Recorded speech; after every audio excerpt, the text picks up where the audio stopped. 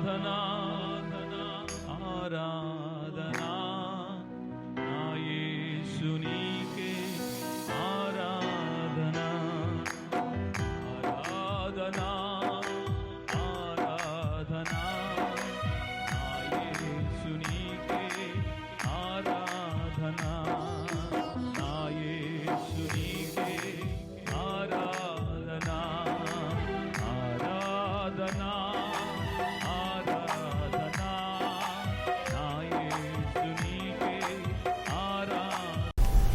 Praise the Lord. హల్లెలూయా. దేవుని పరిశుద్ధ నామానికి మహిమ కలుగును గాక. మన ప్రభువైన యేసుక్రీస్తు నామం పేట ప్రియులని మీ అందరికీ మా శుభములు తెలియచేస్తున్నాం. ప్రియులరా ఎలా ఉన్నారు? మన ప్రభువైన యేసుక్రీస్తు కృప ఇంతవరకు మనల్ని కాపాడి సంరక్షించారు. మన ఇంట్లో ఉన్న పిల్లలు, వారి యొక్క ఆరోగ్య పరిస్థితులు, అలాగే పెద్దలు, వృద్ధులు, వారి యొక్క క్షమ స్థితిగతులు నిరంతరం నిత్యం మేము దేవుని సన్నిధిలో మీ కొరకు ప్రార్థన చేస్తున్నాం. ప్రభు మనకు తోడే ఉండి ఇంతవరకు ఆయన నడిపించినట్లుగానే ఇక ముందుకు ఆయన మనల్ని నడిపించును గాక. ఆమెన్. హల్లెలూయా. ప్రియమైన దేవుని పిల్లలారా, దేవుని వాక్య భాగాన్ని మనం ధ్యానించుకుందాం. బైబిల్లో మనం అనేక చోట్ల గమనిస్తాం ధన్యుడు అని. ధన్యుడు ధన్యుడు ధన్యుడు అని యేసయ్య చెప్పిన ఉపమానాల్లో కొండ మీద ఆయన చేసిన మొదటి ప్రసంగంలో కూడా ధన్యుడు అని ఆయన సంబోధించాడు. ఇంగ్లీష్ బైబిల్లో దాన్ని ఆశీర్వదించబడిన వాళ్ళు అని అన్నారు. Blessed are the pure in heart, హృదయశుద్ధి గలవారు ధన్యులు. ఇలాగా అనేక ధన్యతలను గురించి యేసయ్య చెప్పారు. అలాగే పాత నిబంధనలో కూడా అనేక ధన్యతలను గురించి కూడా మనం చూస్తాం. మరి ఈ సమయంలో ఈ ధన్యతను గురించినటువంటి లేఖన భాగం విషయంలో నేను ఒక వాక్యాన్ని దేవుని యొక్క ఆత్మ ద్వారా నాకు జ్ఞాపకం చేయబడింది. దాని గురించి మనం చదువుకుందాం. ప్రవక్త అయిన ఇర్మియా గ్రంథంలో ధన్యుని గురించి వ్రాయబడింది. వాస్తవంగా ప్రవక్త అయిన ఇర్మియా కన్నీటి ప్రార్థన ప్రవక్త. ఆ ప్రవక్త యొక్క లేఖన భాగాల్లో ధన్యుడు లేక ఆస్వాదించబడిన వ్యక్తిని గురించి దేవుని యొక్క లేఖనం ఇలా చెప్తుంది. మనం చదువుకుందాం. ఇర్మియా గ్రంథం 17వ అధ్యాయంలో ఒక వాక్యాన్ని మనం చదువుకుందాం.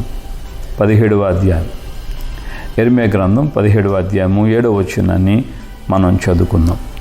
యెహోవాను నమ్ముకొనివాడు ధన్యుడు, యెహోవా వానికి ఆశ్రయముగా ఉండును.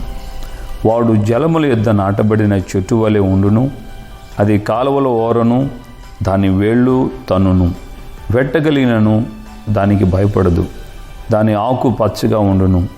వర్షం లేని సంవత్సరమున చింతనొందదు, కాపు మానుదు. దేవునికి మహిమ కలుగును గాక. హల్లెలూయా. ప్రియులారా, గమనించాలి, ధన్యులు అని బైబిల్లో అనేక చోట్ల అనేక సందర్భాల్లో రాయబడింది.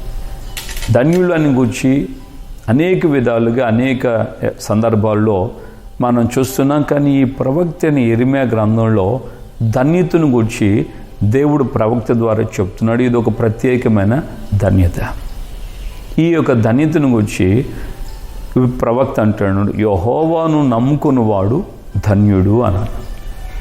యెహోవాను నమ్ముకున్నవాడు ధన్యుడు. ఎలా ధన్యుడు అవుతున్నాడు అంటే ఆయన చెప్పినటువంటి ఆ యొక్క ప్రాంతంలో లేక వచనపు సారాంశం ఏమై ఉంది అని మనం గమనిస్తే ధన్యుని గూర్చి ఈ ప్రవక్త కాస్త లోతుగా 8వ వచనం 17వ అధ్యాయం 8వ వచనంలో ఆయన చెప్తున్నాడు. ఎలా పోల్చబడిందో జీవితాన్ని గమనించవచ్చు.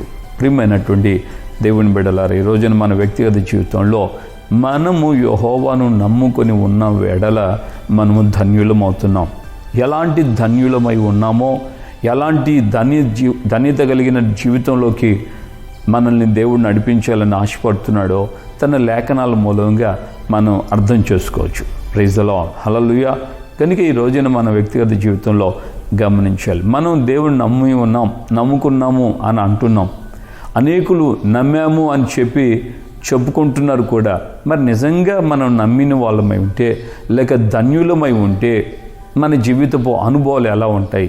ఈ లేఖన భాగంలో మనం చూస్తున్నాం. 8వ వచనంలో చూడండి, వాడు జలముల యొద్ద నాటబడిన చెట్టు వలె ఉండును అని అన్నాడు. Praise the lord. ప్రియులారా, గమనించాలి, మనం యెహోవాను నమ్ముకున్నవాడు ధన్యుడు. వీడు ఎలా ఉంటాడు? వాక్యం దానికి ఇచ్చుచున్న నిర్వచనం ఏంటి? మనం ఈ రోజున దేవుణ్ణి నమ్ముకున్నారు, దేవుని ద్వారా ఆస్వాదించబడ్డారు అని అంటే మనము ఔటర్లీ మనం చూస్తున్నాం, బహిరంగంగా బాహ్య రూపకంగా గమనిస్తున్నాం. బాహ్యరూపకమైనటువంటి ఆశీర్వాదాలు, బాహ్యరూపకమైనటువంటి ఆస్తులు, అంతస్తులు, పేరు ప్రఖ్యాతులు ఇవి గమనిస్తున్నాం. కానీ నిజముగా దేవుని ఉద్దేశంలో ఒక వ్యక్తి యెహోవాను నమ్ముకున్నవాడు, ఆస్వాదించబడినవాడు అన్నదానికి నిదర్శనంగా దేవుని లేఖనం ఏం చెప్తుంది నిర్వచనం అని అన్నప్పుడు, వాడు నీటి కాలువలో యోరన నాటబడిన చెట్టు వలె ఉంటాడు. ప్రియ దేవుని బిడ్డలారా, గమనించాలి, నీళ్లు అన్నీ మనం ఇక్కడ గమనించినప్పుడు నీటికి పరిశుద్ధాత్మకు పోలికగా దేవుని లేఖనంలో పోల్చబడింది. ఎవడైనాను దప్పికొనినట్లా నా ఎద్దుకొచ్చి వాడు దప్పి తీర్చుకొని వాళ్ళను, విశ్వసించి వాని కడుపులుండి జీవజల నదులు పారుతాయని యేసయ్య బిగ్గరగా చెప్పాడు పండుగలు మహా అంత్యదినమైనటువంటి రోజున. ప్రియులారు, గమనించాలి, జలముల యొద్ద నాటబడిన అనుభవం అంటే పరిశుద్ధాత్మ దేవుని యొద్ద నాటబడినటువంటి అనుభవం అనగా ఒక విధంగా పరిశుద్ధాత్మ దేవునికి తను తాను పూర్ణంగా అప్పగించుకున్న వ్యక్తికి సాదృశ్యం. సో అలాంటి వ్యక్తుల యొక్క జీవితాలు పచ్చని చెట్టు వలె, నీటి కాలువలో యోరన నాటబడిన చెట్టు వలె ఉంటాడు అని దేవుని యొక్క లేఖనం ప్రవక్త యెరెమీయా ద్వారా చెప్తుంది. కనుక మన జీవితంలో మనము దేవుని నమ్ముకొని ఉన్నాము అని రూఢి ఏంటంటే మనం పూర్ణంగా పరిశుద్ధాత్మ దేవునికి అప్పగించుకోవడం. తనకు ఏది చేయడానికైనా చేతనవుతుంది. తాను చిన్న వయసులోనే అభిషేకించబడినటువంటి వ్యక్తి దావీదు. యుద్ధం నేర్పరి, యుద్ధం అప్పటికి చేయలేదు, కానీ సౌలు దగ్గర అతను గురించిన ఇంట్రడక్షన్ ఎలా వెళుతుందంటే, అతడు మాట నేర్పరి, రూపవసి, యుద్ధ నేర్పరి, యుద్ధమందు ప్రావీణ్యత కలిగిన వాడు. ఎక్కడ చేసాడండి యుద్ధాలు? ఒక్కసారి కూడా దావీదు యుద్ధాలు చేసినట్లుగా బైబిల్లో రాయబడలేదు.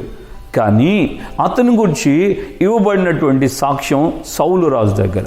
సో ఇంతటి బాల్యదశ నుండే, యవన దశ నుండే సాక్ష్యం పొందినటువంటి దావీదు తన జీవితంలో నిజంగా యుద్ధాలు చేయాల్సిన పరిస్థితులు వచ్చినప్పుడు కేవలం దేవుని మీదే ఆనుకొని, దేవునికే మొరపెట్టి, దేవుడు చెప్తేనే వెళ్ళమంటేనే వెళ్ళటం, వద్దంటే ఆగిపోవటం, చుట్టూ తిరుకొని వెళ్ళమంటే చుట్టూ తిరుకొని వెళ్ళటం, ప్రభు ఎలా చెప్తుంటే అలానే చేసాడు దావీదు. స్వతహాగా తనంతట తానుగా దేవుని యొద్ద విచారణ చేయకుండా వెళ్ళి యుద్ధాలు చేసి, నేను యుద్ధ నేర్పడిని, నాకు అంతా తెలుసు, నేను యుద్ధంలో ఏ విధం చేత నేను జయించగలను అన్నటువంటి తాత్పర్యం ఆయనకి రాలేదు. తను రాసిన కీర్తనలో అంటున్న మాట ఏంటంటే, ఆయన యుద్ధంలో గుర్రములను బట్టి, కొందరు రథములను బట్టి అతిశయిస్తారు, కానీ మనమైతే మన దేవుడని యెహోవాను బట్టి అతిశయిస్తున్నాం అంటాడు. ప్రియమైనటువంటి దేవుని పిల్లలారా, నా దేవుని సహాయం వలన నేను సైన్యమును జయిస్తాను, ప్రాకారంలో దాడుతాను అంటాడు. సో ఇంత యుద్ధ నేర్పరి అని సాక్ష్యాలు జనుల దగ్గర పొందినటువంటి దావీదు పూర్ణంగా దేవునికి అప్పగించుకున్నాడు. దేవునికి స్తోత్రం.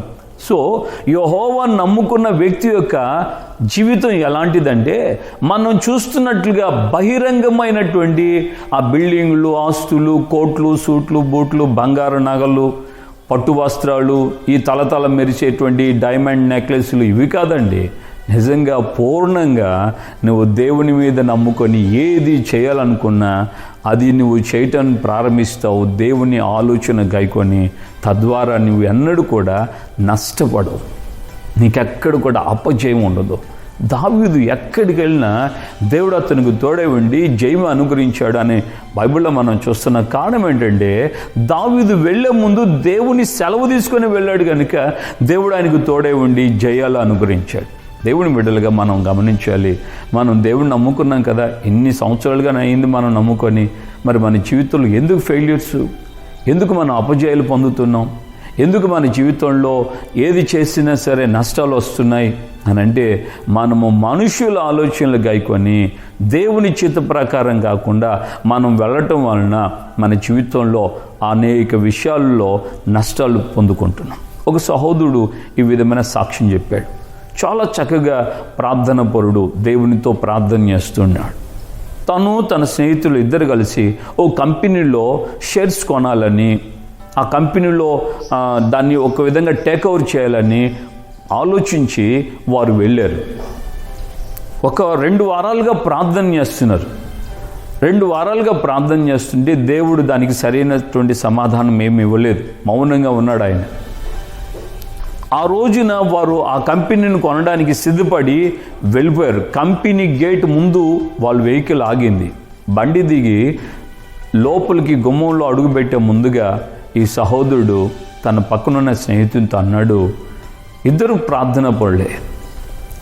గుమ్మంలో అడుగు పెట్టక మునిపే వాళ్ళు బయట ఉండి అన్నమాట ఏంటంటే, ఈ సహోదరుడు అన్నాడు, ఎందుకో దేవుడు నాకు కొనొద్దు, వెళ్ళొద్దు, చేయొద్దు అని నాకు ప్రేరేపణ కలుగు చేస్తున్నాడు. ఈరోజు ఉదయం నుంచి నాకు ఎక్కువగా ఈ ఆలోచన కలుగుతుంది దేవుని ద్వారా అని తన స్నేహితునితో చెప్పినప్పుడు ఆ స్నేహితుడు అన్నాడట, నిజంగా దేవుడు చెప్పాడా? అవును, కన్ఫర్మ్, ఏ డౌట్ లేదు అన్నాను. అట్లయితే ఇంత దూరం ఎందుకు వచ్చాం, వెళ్ళిపోదాం రా అని చెప్పి ఆ గుమ్మం దగ్గరకు వచ్చి, ఆ కంపెనీ గుమ్మం దగ్గరకు వచ్చి వారు వెనక్కి తిరుకొని వెళ్ళిపోయారండి. కొంతకాలానికి వారికి వినబడిన వర్తమానం ఏంటంటే, ఆ కంపెనీ దివాలా తీసింది, అది ఎందుకు పనికిరాకుండా దాని చరిత్ర భయంకరంగా ముగించబడింది. ప్రియమైన దేవుని బిడ్డలారా, మనము దేవుని ఆలోచన అడిగి మనం వెళ్తే మనం ఎప్పుడు కూడా నష్టపడం. దేవుని యొక్క ఆత్మకు అప్పగించుకున్న వ్యక్తి అవుతాడు యెహోవాను నమ్ముకున్న వ్యక్తి. Praise the lord. రెండవగా మనం గమనిస్తున్నాం ఈ యొక్క లేఖన భాగంలోనే 8వ వచనంలో చూడండి, 17వ అధ్యాయం ఇర్మియా గ్రంథంలో, అది కాలువల ఓరను దాని వేళ్ళు తనును. నీటి కాలువలో ఎవరైనా నాటబడిన చెట్టు ఏం చేస్తుందంటే, దాని వేర్లు ఉన్నాయే, లోపల ఉన్న వేర్లు నీటి కాలువల వైపే వెళ్తుంది. ఎటువైపు అంటే అటువైపు వెళ్ళదు. ఎటువైపు అంటే అటువైపుగా ఈ వేళ్ళు కొన్ని వెళ్ళిపోతూ ఉంటాయి. చూడండి, చెట్టుకు మూలం వేరే కదా. అంటే ఒక జీవనానికి మూలం హృదయపు ఆలోచనలే కదా. ఒక వ్యక్తి యొక్క జీవనం వాడు పుట్టింది మొదలుకొని చనిపోయేంత వరకు అతను నడిపించేది ఏంటంటే హృదయపు ఆలోచనలే. సో హృదయపు ఆలోచనలు ఎటువైపు వెళ్తున్నాయంటే నీళ్ల వైపే వెళ్తున్నాయి, జలముల వైపే వెళ్తున్నాయి, నీటి ఓటు వైపే వెళ్తున్నాయి, నీటి కాలువల వైపే వెళ్తున్నాయి. దేవుని యొక్క వాక్యము ద్వారాను, దేవుని యొక్క ఆత్మ ద్వారాను ఆ యొక్క వ్యక్తి తన ఆలోచనలన్నీ కూడా దానివైపే కేంద్రీకరిస్తాడు. సహోదరి, సహోదరుడా, ఈ రోజున నీ వ్యక్తిగత జీవితంలో నీవు ఆలోచించు, నీ తలంపులన్నీ, నీ ఆలోచనలన్నీ ఆ యొక్క జలముల వైపే వెళ్తున్నాయా? వ్రేళ్ళు బయటికి కనబడవండి కదా. అలాగే మన తలంపులు కూడా బయటికి కనబడు. మన ఆలోచనలు, తలంపులు ఒక్కొక్కసారి పక్కనున్న భార్యకి కూడా తెలియదు. కొంతమంది భర్తల యొక్క ఆలోచనలు, కొంతమంది భార్యల యొక్క ఆలోచనలు భర్తలకు కూడా తెలియదు. పిల్లలను కన్న తల్లిదండ్రులకి పిల్లల ఆలోచనలు తెలియదు. అలాగే తల్లిదండ్రులు, మమ్మల్ని కని పెంచిన ఈ తల్లిదండ్రులకి ఈ విషయాలు చెప్పాలని పెద్దలుగా ఎదిగినటువంటి యవన పిల్లలకు కూడా అర్థం కావట్లేదు. దేవుని బిడ్డలారా, లోపలే ఉన్న వేర్లు ఎటువైపు వెళ్తున్నాయని వాక్యం చెప్తుందంటే నీళ్ల వైపు వెళ్తున్నాయి. అంటే పరిశుద్ధాత్మ దేవుని వైపు, అదే సమయంలో దేవుని వాక్యం వైపు వెళ్తున్నాయి. కీర్తనలో ఈ దావీదు రాజు రాస్తున్న మాట ఏంటో తెలుసా? యెహోవా నా ఆశ్రయదుర్గమా, నా విమోచకుడా, నా నోటి మాటలు, నా హృదయ ధ్యానం నీకు అంగీకారములగునుగాక అంటాడు. అంటే మన ఇష్టానుసారంగా మనం ఆలోచించినవి, కోరుకున్నవన్నీ దేవునికి అంగీకారం అవ్వవు, అలాగే జరగదు. కానీ మన యొక్క ఆలోచనలు, మన తలంపులు, మన యొక్క హృదయ తలంపుల ఆలోచనలు, మన నోటి మాటలన్నీ ఆయనవై మార్చబడితే అప్పుడు అవి ఆయనకు అంగీకారాలుగా మార్చబడతాయి. దేవునికి స్తోత్రం. ప్రియమైన దేవుని బిడ్డలారా, మన వ్యక్తిగత జీవితంలో మనము యెహోవాను నమ్ముకున్నాము కదా, మన ఆలోచనలు ఎలా ఉన్నాయి? లోలోన వెళ్తున్నటువంటి ఆ వేళ్ళు ఎట్లా తనకు అనుకూలమైతే అట్లాగా వెళ్ళిపోతుంటాయి కదా. కానీ యెహోవా నమ్ముకున్న వ్యక్తి యొక్క వేళ్ళు లేక ఆయన యొక్క తలంపులు నీళ్ళ కాలువల వైపే, ఓట వైపే వెళ్తుంది. ఎక్కడ ఓటు ఉందో అక్కడ, ఎక్కడ జీవాన్ని, ఎక్కడ బలాన్ని, ఎక్కడ శక్తిని ఇవ్వగలదో దాని వైపే వెళ్తుంది. దేవుని మాటను గురించి అంటాడు, నీవిచ్చిన ధర్మశాస్త్రం నాకెంతో ఆదరణ కలుగు చేస్తుంది, నా బాధలో ఇదే నాకు నెమ్మది కలుగు చేసింది, నీవిచ్చిన ధర్మశాస్త్రం కొరకు నిన్ను ఒగర్చుచున్నాను అని 119వ కీర్తనలో చాలా సందర్భాలు చెప్తాడు. నీ వాక్యము నా పాదములకు దీపం, నా త్రోవకు వెలుగే ఉంది. మన వ్యక్తిగత జీవితంలో మనం గమనించాల్సినటువంటి దేవుని లేఖన భాగం, నిజంగా మనము దేవుని నమ్ముకున్న వాళ్ళమని రూఢిగా గుర్తించాల్సిన మాట ఏంటో తెలుసా? మన యొక్క ఆలోచనలు ఎటువైపు వెళ్తున్నాయి? నువ్వు గుర్తుపట్టు, నీ ఆలోచనలు దేని వైపు వెళ్తున్నాయి? సంపాదన వైపు వెళ్తున్నాయా? లోక ఘనతల కొరకు వెళ్తున్నావా? లోక ఆస్తి కొరకు వెళ్తున్నావా? లేక లోక సంబంధమైనటువంటి సహవాసాల కొరకు వెళ్తున్నావా? లేక దేవునితో సహవాసం కొరకు, దేవుని యొక్క సన్నిధి కొరకు నీ ఆలోచనలు, తలంపులన్నీ నువ్వు కేంద్రీకరించబడి ముందుకు సాగుతున్నాయా? ఈ దావీదురాజు అంటాడు, నీ ఇంటిని గురించిన ఆసక్తి నన్ను భక్షిస్తుంది అని అంటాడు. దేవుని బిడ్డలారా, మన ఆలోచనలు, మన తలంపులు ఎలా ఉన్నాయి? సో రెండవ అనుభవాన్ని మనం చూసాం.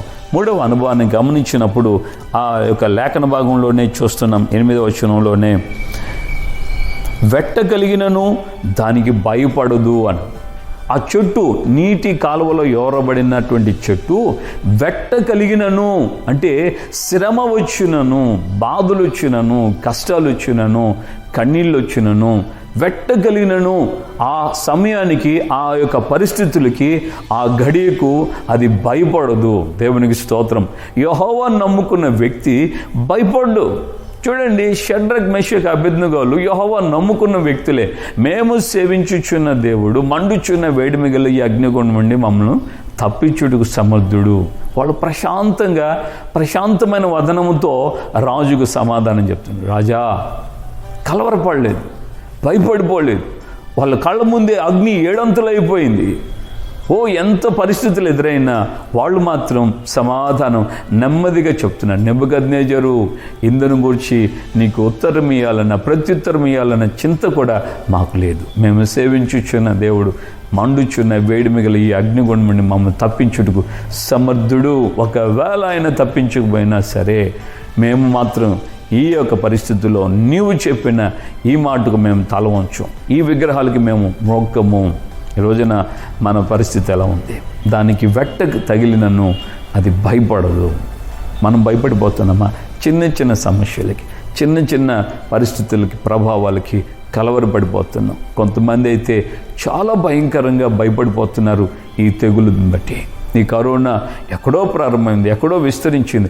వాస్తవంగా అనేక లక్షల మంది చనిపోయి ఉన్నారు. మన దగ్గరకు రాదు. ఎందుకంటే దేవుని వాగ్దానం నీ పక్కన 1000 మంది, నీ కుడి పక్క 10,000 మంది కూలినను అపాయము నీ ఎదుకు రాదు కదా. మరి మనకు విశ్వాసం ఉంది కదా, దేవుని యందు నమ్మి ఉన్నాం కదా, దేవుని యొక్క ఆశ్చర్యం పొంది ఉన్నాం కదా. నిజంగా మన జీవితంలో ఆ వెట్ట కలగకుండా, వెట్ట తగిలినా కూడా భయపడకుండా అనుభవం ఉందా? ప్రియమైన దేవుని బిడ్డలారా, ఆలోచించండి. మన వ్యక్తిగత జీవితాన్ని దేవుని యొక్క లేఖనంలో మనం పరిశీలించుకోవాలి. యెహోవాను నమ్ముకున్నవాడు ధన్యుడు.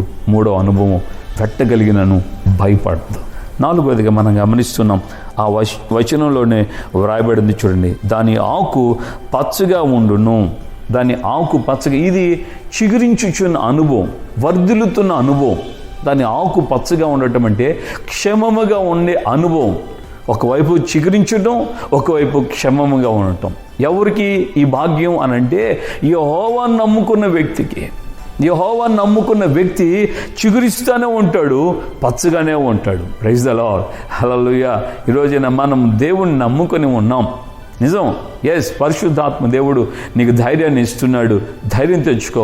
నువ్వు దేవుణ్ణి నమ్ముకొని ఉన్నావు కనుక నీ వ్యక్తిగత జీవితంలో నువ్వు చిగురించడం ప్రారంభిస్తావు, చిగురిస్తూనే ఉంటావు. నీ జీవితంలో అభివృద్ధిలోనికి నువ్వు ప్రయాణం కొనసాగుతావు. నువ్వు ఆగిపోయావని అనుకుంటా ఉన్నావా? లేదు, దేవుడు నిన్ను నడిపిస్తున్నాడు. నీ చేయి పట్టుకొని నిన్ను ఆశీర్వాదం వైపు నిన్ను అడుగులు వేస్తున్నాడు. మొదటిగా గమనించు, నువ్వు ఆధ్యాత్మికంగాను ఆ తర్వాత శారీరకంగాను అభివృద్ధిగా ఉంటావు. నువ్వు కేవలం శారీరక సంబంధమైనటువంటి అభివృద్ధిని చూచి ఇదే ఆశీర్వాదం అని అనుకోకు, ఇదే నిజమైనటువంటి దీవెనలు అని అనుకోకు. నువ్వు మొదటిగా దేవునితో ఐక్యతలో ఉండాలి. నువ్వేమి మాట్లాడినా ఏమి చేసినా ప్రార్థనలో కనిపెట్టి, ఒకవేళ సమయం అవుతున్నా సరే, సమయం అయిపోతున్నా సరే, ప్రార్థనలో కనిపెట్టే దేవుని సన్నిధిలో ఆ దిశలో ఎదగాలి తప్ప మన ఇష్టానుసారంగా మనము ఆతురుపడి వెళ్ళిపోకూడదు. సౌలు అలాగే ఆతురుపడిపోయాడు. ఆతృత వచ్చేసింది. ఎందుకంటే ఫిలిష్తీయులు నా మీద పడిపోతారేమో అని తనంతట తానుగా వెళ్ళి సాహసించి ఆ బలిపీఠం మీద బలి అర్పణ చేసేసాడు. తనంతట తాను సాహసించాడు. దేవుని బిడ్డలారా, ఎంత పనైనా సరే, ఎంత నువ్వు ఒకవేళ ఆలస్యం చేస్తే ఇది కోల్పోతానేమో, ఆలస్యం చేస్తే ఇది నాకు దూరం అయిపోతుందేమో, ఆలస్యం చేస్తే ఇక నేను మళ్ళీ తిరిగి పొందలేమో అన్నటువంటి కలవరం రానియొద్దు. దేవుడు నీకు చెప్పేంత వరకు ఆగి చూడు, ఓర్చుకొని చూడు, సహనంతో కనిపెట్టి చూడు. నిశ్చయముగా ఆయన నీకు సహాయం చేసే గడియలో నువ్వే మాత్రం కూడా కలవరపడు. దేవునికి స్తోత్రం. హల్లెలూయా. సౌలు ఆతృత పడిపోయి, కలవరపడిపోయి, ఫిలిష్తీయులు నా మీద పడిపోతారేమో, నన్ను వదిలిపెట్టి జనాలు పారిపోతారేమో, యెహోవాను శాంతిపరిచేద్దాం, చేయాల్సిన వ్యక్తి ఇంకా రాలేదు, ఆ సేవకుడు ఏమయ్యాడో ఆయన ఇంకా రాలేదు, కాబట్టి నేనే తెగించి ఈ పని చేస్తాను, నా అంతటా నేను సాహసించి ఈ కార్యం చేశానని తెగింపుతో, ఒక విధంగా గర్వంతో దేవుని యొక్క సన్నిధికి, వాక్యానికి వ్యతిరేకంగా ప్రవర్తించి చేశాడు, రాజ్యాన్ని కోల్పోయాడు. సహోదరులారా, మనం ఏది చేయబోతున్నా భయపడొద్దు, నువ్వు ఆశ్చర్యపడొద్దు, దేవుని కొరకు కనిపెట్టు. ఆయన నీ హృదయము, నీ ఆలోచన, నీ నోటి మాటలు ఆయనకి ఇష్టం కావాలి. అలాగే చేసి నువ్వు చూడు, నిశ్చయముగా అది ఎండిన నేల మీదైనా సరే దేవుడు ప్రవాహ జలాన్ని కుమ్మరించునుగాక. ఆమేన్. హల్లెలూయా. 4వదిగా మనం చూసాం కదా, అది చిగురిస్తుంది, దాని ఆకు పచ్చగా ఉంటుంది. చిగురిస్తే అనుభవం అంటే క్రమక్రమంగా వృద్ధిలోనికి వస్తూనే ఉంటావు, క్రమక్రమంగా ఆశీర్వాదకరంగా ఉంటావు. నీకు ఇప్పుడు ఉన్నది కొంచెమే అవ్వచ్చు, కానీ తుదకు నువ్వు మహాభివృద్ధి పొందుతావని లేఖనాలు మనకి తేటగా చెప్తున్నాయి కదా. కనుక యెహోవాను నమ్ముకున్న వ్యక్తి యొక్క అనుభవం 4వదిగా ఈ ప్రవక్త యెరెమీయా ద్వారా మనం నేర్చుకుంటున్నాం. చిగురిస్తాడు, ఆకు పచ్చగానే ఉంటుంది. హల్లెలూయా. Praise the Lord. 5వదిగా మనం గమనిద్దాం, వర్షము లేని సంవత్సరం మన చింత నొందదు. వర్షము లేకపోయినా ఆ సంవత్సరం అది చింతపడుతూనే ఉండదట. ప్రియమైనటువంటి దేవుని పిల్లలారా, ఎందుకంటే ఇది లోన తన వేళ్ళన్నీ నీటి ఒట్టు వైపు వెళుతున్నాయి కదా. వర్షం లేకపోయినా సరే ఆ సంవత్సరం ఇది ఏమాత్రం కూడా కలవరపడదు. మనకు బహిరంగంగా అంటే శారీరకంగా, లోకపరంగా ఒకవేళ మనకి ఏ విధమైన ఆదాయాలు లేకపోయినా మనం ఏమాత్రం నష్టం తెచ్చుకోం, మనం ఏమాత్రం కష్టపడం. ఎందుకంటే ఆల్రెడీ మనకు కావలసిన దీవెనలన్నీ దేవుని యొద్ద సమృద్ధిగా ఉన్నాయి. దేవునికి స్తోత్రం. యెహోవాను నమ్ముకున్నటువంటి వ్యక్తి యొక్క జీవితం ఎందుకు ధన్యమవుతుందంటే, ఒకవేళ బహిరంగంగా ఆదాయాలు లేకపోవచ్చు, బహిరంగంగా సంఘాలు జరగలేదు, బహిరంగంగా సమాజానికి జనులు సంఘానికి కుడి రాలేదు, కానుకలు రాలేదు, ఆదాయం లేదు, వ్యాపారాలు లేవు, అయినప్పటికీ కూడా దేవుడు తన సమృద్ధిలో నుండి మనకు కావలసినటువంటి ప్రతి అవసరతలు ఆయన తీరుస్తున్నాడు. దేవునికి స్తోత్రం. ఆమేన్. హల్లెలూయా. నా వ్యక్తిగత జీవితంలో ఈ కాలంలో, ఈ యొక్క 2020 సంవత్సరంలో చాలా వరకు సంఘం ఉన్నదే కొద్ది సంఘం, ఇంచుమించు ఒక 50 మంది ఉన్నారు విశ్వాసులు. వీళ్ళు దూరం నుంచి, గ్రామాల నుంచి రావడానికి వసతులు, అనుకూలత లేదు. కానీ దేవుడు నన్ను ఆకాశ పక్షులను పోషించినట్లుగా నన్ను పోషిస్తున్నాడు. ఎక్కడి నుంచో ఒక విధంగా, ఎవరి ద్వారానంటే వారికి దేవుడు ప్రేరేపించబడి వారు పంపినటువంటి కానుకలు, చివరికి త్రాగుబోతులు కూడా కానుకలు పంపారండి. హల్లెలూయా. నేను వారిని కించపరిచి మాట్లాడటం లేదు, కానీ ఒక 10 రూపాయలు దొరికితే తాగుబోతాడికి వెళ్ళి ఆ రోజుకి తాగడానికి ఇష్టపడతాడు కదా. చివరికి డబ్బులు లేకపోతే ఇంట్లో ఉన్న పాత్రలు అమ్ముకొని తాగినటువంటి తాగుబోతుల గురించి కూడా తెలుసు నాకు. ప్రియులారా, మరి దేవుని మహా ఉచితమైన కృప చూడండి, త్రాగుబోతుల ద్వారా కూడా నాకు కానుకలు పంపించాడు. దేవునికి స్తోత్రం. హల్లెలూయా. నా ప్రియమైనటువంటి దేవుని పిల్లలారా, వర్షము లేకపోయినా యెహోవా నమ్ముకున్నవాడు ఎన్నడూ కూడా చింతపడడు. ఈరోజు నీకు లేదని చింతపడుతున్నావా? ఏదేని విషయంలో నువ్వు చింతపడుతున్నావో, ఒకవేళ నువ్వు చింతిస్తే నువ్వు దేవుని నమ్ముకోలేదని అర్థమే కదా. ఆలోచించావా? కాబట్టి చింత మాను, చింత తీసేసే, దేవుణ్ణి అడుగు. నేను నిన్ను నమ్ముకొని ఉన్నాను. పదే చెప్పు, యెహోవా నేను నిన్ను నమ్ముకొని ఉన్నానయ్యా. నిశ్చయముగా నీ వ్యక్తిగత జీవితంలో చింతలన్నీ తొలగిస్తాడు. దైవజనులు డిజిఎస్ దినకర్ గారు ఆ పాట పాడారు. చింతలను తీర్చును, కన్నీరు తుడుచును, ఎడబాయుడు నిన్ను నిత్యము అని. హల్లెలూయా. ప్రియమైన దేవుని బిడ్డలారా, నిజంగా మనం దేవుని నమ్ముకున్న వ్యక్తులం కనుక మనలో చింత ఉండకూడదు.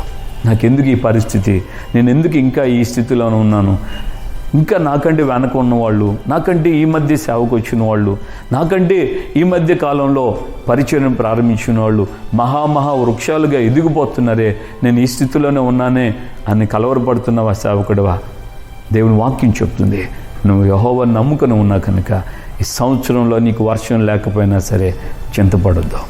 దేవుడు నీకు తోడై ఉండి సమృద్ధిగా నీకు సమస్తమును అనుగ్రహించునుగాక. హల్లెలూయా. 6వదిగా మనం గమనించినప్పుడు ఆ లేఖనంలో రాయబడింది చూడండి, చివరి మాట రాయబడింది, కాపు మానదు. Praise the lord. వర్షం లేకపోయినా అది చింతపడదు, అదే సమయంలో కాపు మానదు. నిజంగా మనం దేవుణ్ణి నమ్ముకొని ఉన్నాం కనుక మన యొక్క జీవితంలో ఫలభరితమైనటువంటి అనుభవాలకి మనం వెళ్తాం. ఫలభరితంగానే ఆధ్యాత్మికంగాను, శారీరకంగాను, కుటుంబ పరంగాను మనం ఫలభరితంగా అనేకులకి ఫలమునిచ్చే వ్యక్తులుగా మారుతాం. కాపు ఫలములు అంటే మన నోటి మాట ఫలముగా ఉంటుంది, మన క్రియలు ఫలముగా ఉంటాయి. మారు మనసుకు తగిన ఫలము అని రాయబడింది, నీతి ఫలము అనింది, ఆత్మ ఫలము అని ఉంది. ఇవన్నీ అక్షర సంబంధంగా కనబడే ఫలం కాదు, ఆత్మ సంబంధంగా ఉన్న స్వభావాలు. అంటే మన ద్వారా అనేకులకి ఆదరణ, మన ద్వారా అనేకులకి సంతోషం, సమాధానం, నెమ్మది, దీవెన, మన ద్వారా అనేకులకి ఓదార్పు. Praise the lord. ఈ రోజున మన జీవితాల్లో మనల్ని బట్టి అనేకులు తృప్తి పొందుతారు, మనల్ని బట్టి అనేకులు ధైర్యపరచబడతారు, మనల్ని బట్టి అనేకులు నిరీక్షణ కలిగిన వాళ్ళై ఉంటారు. నీ సాక్ష్యం ఉందే, నువ్వు చెప్తున్న మాటలు ఉన్నాయే, నువ్వు జీవిస్తున్న జీవితం ఉందే, కృంగిపోయిన వారిని లేవనెత్తుతుంది నీ మాట. దేవునికి స్తోత్రం. సేవకుడివైనా కావచ్చు, విశ్వాసమైనా కావచ్చు, యెహోవాను నమ్ముకొని ఉన్నాం కనుక నీ వ్యక్తిగత జీవితంలో కాపు మానవు. నిన్ను బట్టి అనేకులు తృప్తి పొందుతారు, నీ మాటలు వినడానికి అనేకులు వేగిరి పడతారు, నీ మాటలు వినడానికి అనేక కుటుంబాలు ఎదురు చూస్తూ ఉన్నాయి. దేవునికి స్తోత్రం. హల్లెలూయా. ఈ యూట్యూబ్ పరిచర్యలో చాలామంది సేవకులు కూడా, చాలామంది విశ్వాసులు కూడా నాతో చెప్పిన మాట, అయ్యా మీ మాటల కోసం మేము ఎదురు చూస్తున్నాం. మీరు చెప్తున్నటువంటి ఆ మాటలు, కొంతమంది దావీదులు నాతో చెప్పారు, అయ్యా మీరు చెప్తున్న మాటలు మేము పాయింట్గా రాసుకుంటున్నాం, అది మాకును అలాగే మా సంఘాలకి ఉపయోగకరంగా ఉంటున్నాయని చాలామంది దావీదులు చెప్పారు. కొంతమంది విశ్వాసులు అన్నారు, అయ్యా మీ వాక్యం ద్వారా మేము మళ్ళా వాటిని నెమరు వేసుకోవటం ద్వారా, మేము రాసుకున్నటువంటి ఆ డైరీలో ఉన్నటువంటి ఆ యొక్క లేఖన భాగాల ద్వారా మేము ధైర్యపరచబడ్డాం, బలపరచబడ్డామని. దేవుని పిల్లలారా, దేవుని యొక్క వాక్యం ఇలా చెప్తుంది, నీవు సంవత్సరం ఉన్న వర్షం లేకపోయినా నీ కాపు మానదు. Praise the lord. చివరిగా మనం గమనిస్తే మళ్ళీ 17వ అధ్యాయము 7వ వచనంలో చూడండి, ఆ 2వ భాగాన్ని వాక్యం ఇలా చెప్తుంది, యెహోవా వానికి ఆశ్రయముగా ఉండును. దేవునికి స్తోత్రం. నీకు చివరిగా ఈ 7వ అనుభవం ఏంటంటే, నీకు దేవుడే ఆశ్రయముగా ఉంటాడు. ఇవన్నిటికీ దేవుని యొక్క ఆశ్రయములోనే, దేవుని యొక్క రెక్కల నీడలోనే నువ్వు భద్రపరచబడతావు, నీ కుటుంబం భద్రపరచబడుతుంది, నీ పిల్లలు భద్రపరచబడతారు. దేవుడు నీకు ఆశ్రయముగా ఉన్నాడు గనుక ఎవడు నీ మీదకి రాలేడు. Praise the Lord. హల్లెలూయా. ఏ దురాత్మ శక్తుల ప్రభావం నిన్ను ముట్టదు. దేవుని సంగమా, ఈ రోజున మనం గమనించాలి, యెహోవాను నమ్ముకున్నవాడు ధన్యుడు అని ఈ ప్రవక్త అయినటువంటి యెరెమీయా చెప్తున్నాడు. ఏంటి ఆ ధన్యత అంటే, పరిశుద్ధాత్మ దేవుడు ఇవన్నీ, ఈ 7 విధాలైన అనుభవాలు దేవుని యొక్క సన్నిధిలో నాకు ప్రార్థన ద్వారా ఆయన బయలుపరిచాడు. మరి ఇది నీ వ్యక్తిగత జీవితానికి క్షేమమగునుగాక. ఈ మాటలు నిన్ను బలపరచునుగాక. ఈ వాక్కు ద్వారా, ఈ మాటల ద్వారా నీవు ఇంకను అనేకుల్ని బలపరచుదువుగాక. దేవునికి స్తోత్రం. హల్లెలూయా. ఈ రోజున మనం దేవుని యొక్క సన్నిధిలో ఈ విధంగా ప్రార్థన చేసుకోవడానికి, ఈ పునరుద్ధాన దినమందు దేవుని యొక్క సన్నిధిలో ఎదగడానికి ప్రభు మనకి ఇచ్చినటువంటి ఈ గొప్ప భాగ్యాన్ని మనం తలంచుకొని ప్రార్థన చేసుకుందాం. పూర్ణంగా నువ్వు మళ్ళా దేవునికి అప్పగించుకో. పూర్ణంగా నువ్వు దేవుని యందు విశ్వాసం ఉంచు. నీ కొరకు మేము సేవకులుగా సంఘంతో పాటు మేము మీకోసం ప్రార్థన చేస్తాం. మీ పరిచయ కొరకు దైవజనుడా, అలాగే మీ యొక్క కుటుంబాల కొరకు విశ్వాసి, మీ కొరకు మేము ప్రార్థన చేస్తాం. అమ్మా తల్లి, దేవుడు నిన్ను, నీ కుటుంబాన్ని ఆయన తోడుగా ఉండి నీ పిల్లల్ని ఆయన సంరక్షించి కాపాడుగాక. సహోదరుడా, నీ కష్టఫలం నువ్వు నిశ్చయంగా అనుభవిస్తావు. నీ యొక్క చేతుల కష్టార్జితం దోచుకోబడదు. దేవుడు వాగ్దానం చేస్తున్నాడు. నువ్వు దేవుడు నమ్మి ఉన్నావు కనుక ఆయన నీకు ఆశ్చర్యంగా ఉన్నాడు. ప్రార్థన. మమ్మల్ని మిక్కిలి ప్రేమించుచున్న మా ప్రియ పరలోకపు తండ్రి, మీ పాదాల స్తోత్రం. ఈ పునరుద్ధాన దినమందు మీరు ఇచ్చిన మీ అమూల్యమైన వాక్కును బట్టి మీకు స్తోత్రాలు.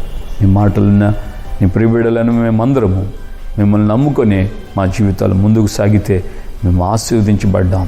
అయ్యా, మేము బహిరంగంగా, శారీరకంగా, లోకపరంగా కనబడుతున్న ఆశీర్వాదాల మీద కాదు, కానీ అంతరంగమైన జీవితం మీతో ఐక్యపరచబడి స్వభావాల్లో, ఆలోచనల, క్రియల్లో మీ చిత్తానికి పరిపూర్ణంగా అప్పగించుకుంటూ ఏది చేయాలన్నా మీ సంకల్పాన్ని గుర్తెరిగి నడిపించబడితే నిశ్చయంగా మేము ఎన్నడూ నష్టపోము, మేమెన్నడూ కలవరపడం, మేమెన్నడూ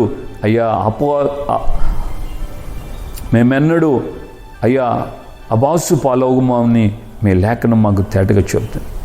కనుక నీ ప్రియబిడ్డలను మేము మీ అందు విశ్వాసం ఉంచి ఈ చెప్పబడిన వాక్యాలకు అనుగుణంగా మా జీవితంలో వెట్ట కలిగిన, మా జీవితంలో భయం ఉండదని, మా వేళ్ళు ఓటు వైపు వెళ్తాయని, అలాగే నా ప్రభువా అయ్యా మేము పచ్చగా చిగురిస్తామని, సంవత్సరంలో వర్షం లేకపోయినా చింతపడమని, మా కాపు మానదని మీరే మాకు ఆశ్చర్యంగా ఉన్నారని మీ లేఖనాలతో మమ్మల్ని బలపరిచారు, ధైర్యపరిచారు. అందుకే మీ స్తోత్రాలు. విన్న వాక్యాన్ని అయ్యా నీ బిడ్డల హృదయంలో మీ కృప చేత పరిశుద్ధాత్మ ద్వారా నీరు కట్టి ఫలింపించే ఘనత, మహిమ, ప్రభావం మీరు మాత్రం పొందమని యేసయ్య పరిశుద్ధ నామంలో ప్రార్థన చేసి పొంది ఉన్నాము తండ్రి. ఆమేన్. మన ప్రభువైన యేసుక్రీస్తు కృపయు, తండ్రి అయిన దేవుని ప్రేమ, పరిశుద్ధాత్మిక అన్యోన్య సహవాసం, సమాధానం ఇప్పుడు ఎల్లప్పుడూ సకల పరిశుద్ధులకి మనకును ప్రభు రాకడ వరకు ఆయన యందు విశ్వాసం ఉంచి పూర్ణంగా ఆయనకు సమర్పించుకుని నడిపించుచున్న వారందరికీ కృపయు, సన్నిధి, సమాధానం నిరంతరము తోడేవిని నడిపించునుగాక. Amen. Hallelujah. Praise the lord.